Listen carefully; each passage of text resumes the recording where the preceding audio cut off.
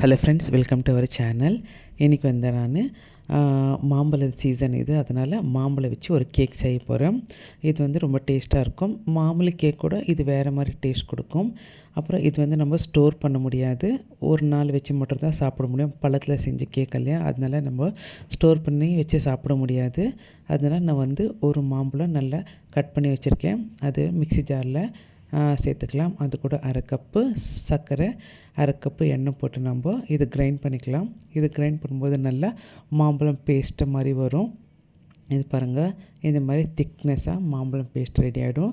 இது ஒரு பவுலில் ட்ரான்ஸ்ஃபர் பண்ணிக்கலாம். அது கூட ஒரு கப்பு மைதா மாவு, 1 table spoon baking powder, 1/4 table spoon baking soda போட்டு நல்லா நாம் மிக்ஸ் பண்ணிக்கலாம். இது கட்டி முட்டி இல்லாமல் வரணும், அதுக்கு நம்ம நல்லா மிக்ஸ் பண்ணிக்கணும். கொஞ்சம் கூட கட்டி முட்டி இருக்கக்கூடாது. அந்த பேட்டர் எவ்வளோக்கு எவ்வளோ சாஃப்டாகுதோ அவ்வளோக்கு கேக்கு ரொம்ப சாஃப்டாக ரொம்ப சூப்பராக வரும். இந்த பேட்டர் கொஞ்சம் திக்னஸாக இருக்குதுன்னா நான் கொஞ்சம் பால் சேர்த்து நல்லா மிக்ஸ் பண்ணுறேன். இதை நம்ம ரொம்ப நேரம் கலந்து விட்டுகிட்டே இருக்கணும், அப்போ தான் கட்டி முட்டியே இல்லாமல் நல்லா நைஸாக வரும் அந்த பேட்டரு. இது பாருங்கள், நம்ம ஒரு 15 நிமிஷம் நல்லா பீட் பண்ணியிருக்கேன். பாருங்கள், நல்லா இந்த பேட்டர் கட்டி முட்டியும் இல்லாமல் ரொம்ப சாஃப்டாக ரெடியாக இருக்குது.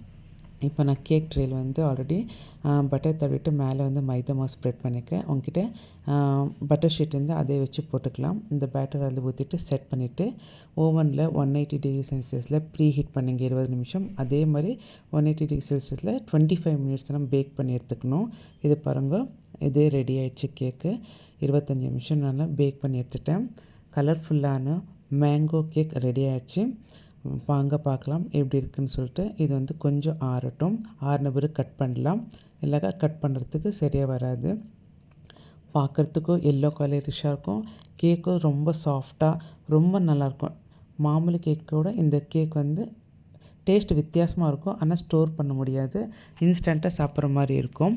நீங்கள் இந்த கேக் ட்ரை பண்ணிவிட்டு என்ன மறக்காமல் எப்படி இருக்குன்னு கமெண்ட் பண்ணி சொல்லுங்கள்.